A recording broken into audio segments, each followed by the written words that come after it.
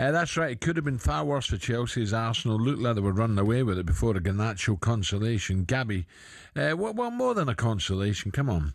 What do you make of the game? Were Chelsea actually the better side? I didn't think they were. I thought Arsenal were just edged it, personally. Yeah, Arsenal probably the better side, but not by a lot, Al. It was just individual errors. I mean, Garnacho took his 2 goals. Very well. Yeah, very well, confident.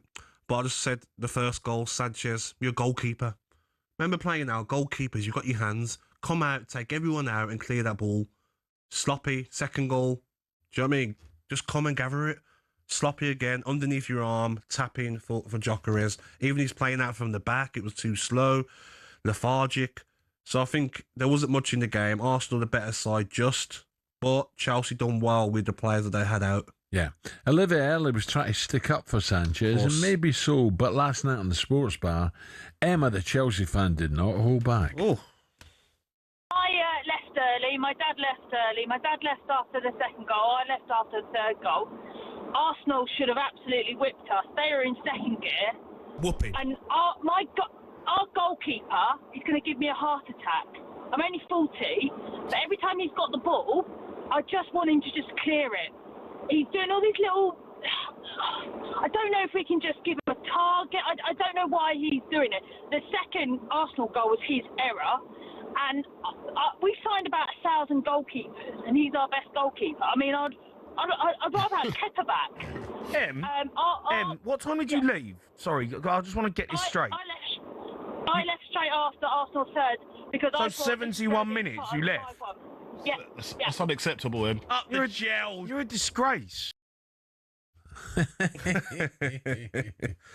She pays her money. She can do what she likes, can't she? 100%. But I just felt yesterday they were really missing Cole Palmer, Delap. I thought Estavo, he done very well. He was bright on that right-hand side, taking players on, trying to make things happen. But if you were a fullback or a defender against them, you'd show him outside all the time. Yes, all the time, yeah. Because he loves coming in on his left. Exactly. But I thought last night he was sharp. I think João Pedro's got to do a bit more, Al. I think he looked a bit lightweight last night, not strong enough. I look at what Cunha can do when he's at his best at Manchester United. Similar players. I think João Pedro's got to do a lot more. Neto as well, looks sharp, but can he take his player on a lot more? He's so quick, Neto. He doesn't use his pace enough.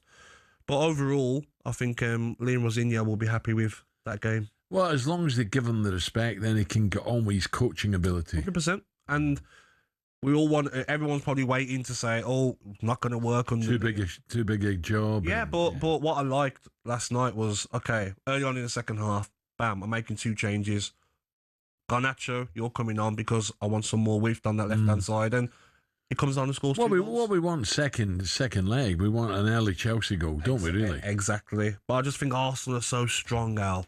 They'll find a way to One win. thing I will say, was there a little Achilles heel there with Garnacho holding back when the ball was on the right-hand side, not diving into the box, just holding his ground? Of course. And scores twice? Yes, and Garnacho's probably looking there saying, all right, I should be starting next game. Right, let's get a bit more on the Chelsea performance and crossover at former Chelsea defender Scott Minto, who must have enjoyed that last night. Scott, welcome, morning. Good morning, Scott. Morning, chaps. Hope you're well. I enjoyed the game. Look, Arsenal was strong, but Chelsea had a go, didn't they? They did, and Gab's just mentioned no Palmer, no James, no Caicedo, no Delap, no Gusto, and you can also throw in Jamie Gittins there. So to think that they came back or came close to Arsenal, showed a lot of resilience and character, and Liam making substitutions that worked as well. I think there are a lot of positives. Look, you're playing against the best team, probably not just in the country, but in Europe right now. And I didn't necessarily think Arsenal were brilliant with the ball. I just think they're so superb with it, without it. And if you want to try and play out from the back in the way that I understand what Emma's saying, but clearly Liam wants Robert Sanchez to play that way. I would be a little bit wary about it. Robert Sanchez last season made a lot of mistakes until Enzo Maresca realised he's just not. A lot of goalkeepers are being asked to almost be like a number 10 nowadays, whereas even a number 10 can give the ball away further up the pitch and there's not going to be a goal. And do you know, for me, Scott, though, I don't know if you agree, for me, it's not the playing from the back, it's how lethargic and relaxed and laid back these goalkeepers are. It's like, it's not your biggest strength, Sanchez. Do it a bit quicker. He's just like taking his time and then passing it to a midfielder when it's like too late. And also the 2 mistakes for the 2 goals. I know he's done better this season, but you can't make those errors. You really can't. No, look, the first point, Gab. I mean, even Emi Martinez does Yeah, it, doesn't he? He yeah. sort of just stands on the ball, and again, I don't know if the managers are actually saying we want to try and suck them in. So take your time, wait for that pass. The moment that pass comes is normally the trigger for the press for the other team. Yes. I personally don't like it unless you've got a Manuel Neuer or an Edison or an Alisson, someone like that in goal. You play to your strengths, and I don't think there's a coincidence that Chelsea started winning more games towards the back end of last season, and even this season, and won the Club World Cup. When Sanchez was told, just get rid of it if you want to. Well, especially after 90 minutes when you're chasing a goal, don't be pussyfooting about at the back. Get it forward. No, absolutely. But the other point there, excuse my voice, the other point that Gabby made was you're up against the best team in Europe. You cannot afford to give away goals like that. You know, the first one is a really poor one. He's flapped at it. Joao Pedro slipped. He's nowhere. He's not even looking. Andres Santos isn't even looking, but he's outside the goal. Mark Guiu's not even looking, and he's inside the goal. Mm-hmm.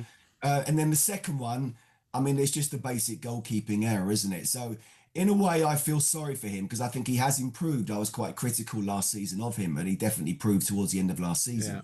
But if he's being asked to play this way, that can then lead to other mistakes as well. And I do worry for him and how the style of football is going to be evolved under Liam. Scott, what about Liam then? Do you think, I don't know if you know him well, is he going to get the respect that he needs to do well, to be successful at a big club like Chelsea?